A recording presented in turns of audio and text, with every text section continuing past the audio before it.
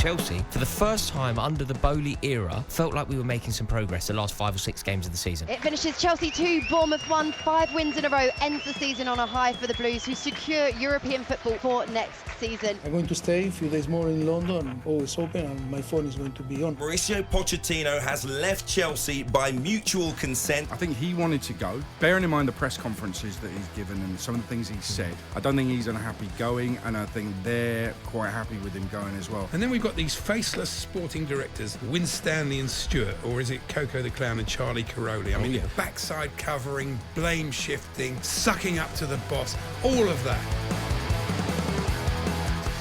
Yes, it's the social one, talkSPORT 2. Me, Darren Ambrose, alongside Stephen Corker. Right, Chelsea want to appoint Enzo Maresca as their new manager. talkSPORT understands.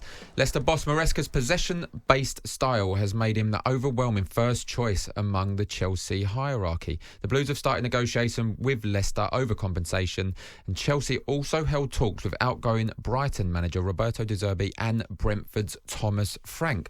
When we were going to speak to a Leicester Till I Die podcast presenter in a minute, Stephen, but I just want to get off you on Poch sacking. Like, I know you spoke about it a little bit earlier. I mean, I was shocked after the turnaround. What did you make of it? Yeah, I was really shocked. I think he was given a really difficult job this season with all the new players, a lot of them under the age of 25. You know, you've still got Thiago in the mix as well with a bit of experience. But I think over the course of the season, he got better and better and better, and Chelsea got better and better. And I saw them with an identity and a platform that I was thinking they're going to build on and go on to have better seasons to come. So I was really shocked that he parted ways with Chelsea. What went on there exactly, I don't know. I mean, Chelsea behind the scenes seems like a bit of a mess. But I was impressed with his first season at Chelsea, with all of what's been going on at the club. I was impressed. So I was shocked to see him go. Yeah, I mean, it's amazing because he's one of the favourites for every job that comes up, Pochettino now. And if he wasn't him at Chelsea and there was an availability, he'd be the favourite to get it. The turnaround was just ridiculous, and how they've got rid of him, it was stupid. He was going in the right direction. Enzo Maresca, I know we spoke about him, but he's looking the favourite. Will he do a good job? If he's given time, and if he's backed. But I mean, it's a risk from Chelsea's side. It really is a risk. Of course, he's not proven in the Premier League. He spent time under Pep, and we've spoken earlier about all of Pep's prodigies seem to have gone on to have unbelievable careers. So he's definitely got that experience, and he would have learned from Pep, no doubt. But he wasn't so good at Parma. He's had a good year at Leicester, obviously getting them promoted as champions from the Championship. But I think there's a big difference between the Championship and the Premier League. I think that's been proven this season, right? All 3 teams that come up, all 3 teams struggled. So I think there's a big jump, and I think for a club like Chelsea, it's a risk, especially when you're having to pay compensation for him. But money doesn't seem to bother Chelsea. They'll pay whatever, but it's their identity. What is Chelsea? Who is Chelsea right now? Enzo Maresca, of course, achieving promotion with Leicester City. So let's bring in Chris Forian from Leicester Till I Die podcast and get his take on it. Chris, welcome.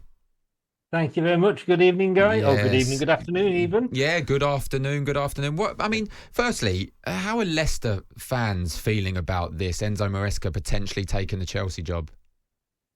I mean, it probably has come sooner than we thought it would do. We know, that if he proves as good as, like you say, Enzo and Mikel Arteta, he would move on. There's no loyalty in football either way. I'm sure, in a year's time, if we were doing a Burnley, everybody would be calling for him to be sacked. So when these jobs come along, I think managers, they've got families, they've got children, mortgages, they're like the rest of us.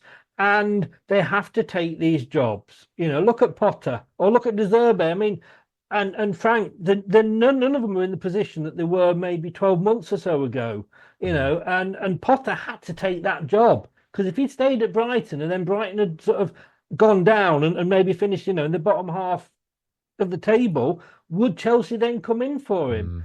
What I can't understand is Chelsea sacking, and I'm just touching on obviously what Stephen just said, sacking a manager with the experience of Pochettino to replace him with somebody without the experience that Enzo's got. I just don't get it, and they've been down that path with Potter.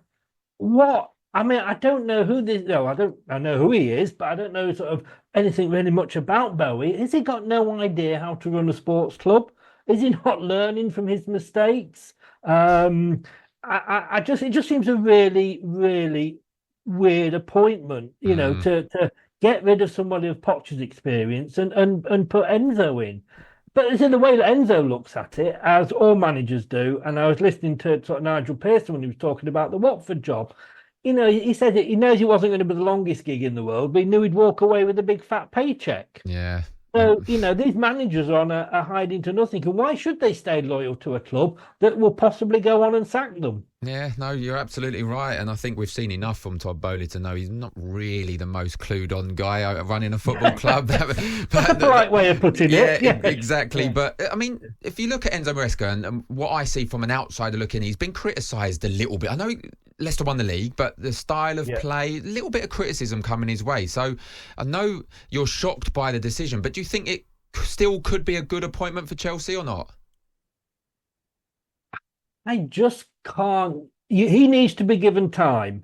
When he came into Leicester, he said he's looking for a project because he needs to sort of build that team up. And, we set off at such a great pace and then the wheels came off the wagons a little bit. Will Chelsea stick with him if the wheels come off the wagon like they did at Leicester when he's at Chelsea? I don't know. If he's given time, I think he will be a very good coach. But are Chelsea the sort of team that will give their manager time? I have to say, looking on the experiences of, the last 10 years or so, no. No, you're absolutely right. And look, if the inevitable happens, it seems like it might, and he does move on. We're hearing here at talkSPORT that West Brom boss Carlos Corberán is emerging as the front runner for the job. Is that someone you'd get excited about coming into Leicester? Yes, I was just done my own show before I came on live here, and I was going through the potential candidates, and there's one or two that sort of sent shivers down my spine. No disrespect to Frank Lampard, but yeah, I mean, I would be more than happy with him. I mean, Graham Potter. Everybody says they want Graham Potter, but I see he's been linked with going back to Brighton. I'll tell you two I wouldn't mind here. One of them, David Moyes.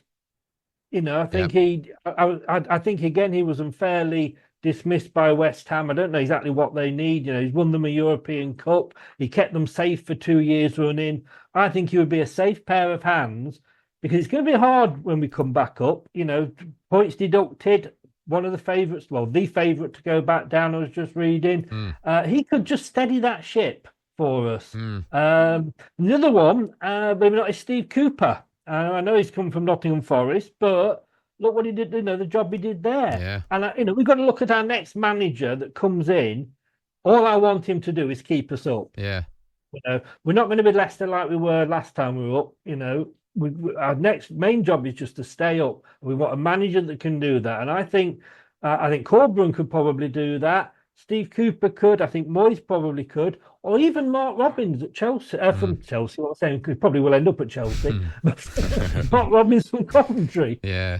Let's bring Stephen in quickly there. What Chris said there. David Moyes, Steve Cooper. Any of those stand out for you to take over Leicester? David Moyes would be a great shout. Yeah, speaking really refreshing actually to hear you there, where you're not speaking like, for want of a better word, like a fickle fan that comes in. I want this, I want that, I want to win the league next year, I want Europe. It's really nice to hear you talk and say, look, we just want to stay up next season. We want some experience. We want someone who can do that. And I think you've ticked both boxes there with Steve Cooper and David Moyes. There'd be two really good appointments. Interested to see how it all unfolds. Yeah, Chris, I mean, look, you mentioned it. Likely to start the season next year with a points deduction. Remains to be seen. So looking like already on the back foot. Now losing the manager. Do you give yourselves much hope, depending who comes in? Yes, I do.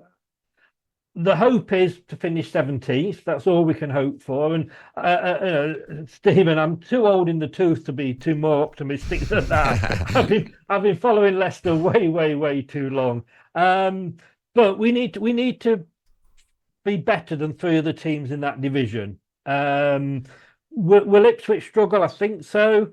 Southampton, I don't know. But, you've got teams like Forest only just stayed up this season. Everton may struggle again, depending what happens, with them.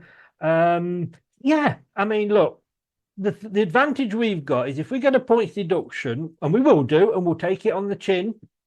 If we deserve one, we deserve one. There's no point bleating about it. The advantage we've got is we're going to have, hopefully, most of the season to claw those points back. Something that Forest and Everton didn't get. And I've got to say well done to them for managing to sort of stay up after all that happened. But, we've got most of the season, depending how long it takes, hopefully it'll be quick, to try and get those points back. That's the one advantage for us. But, look, hope is to finish 17th and then, like I just said before, build on that. Top stuff, Chris. Once again, thanks for joining us.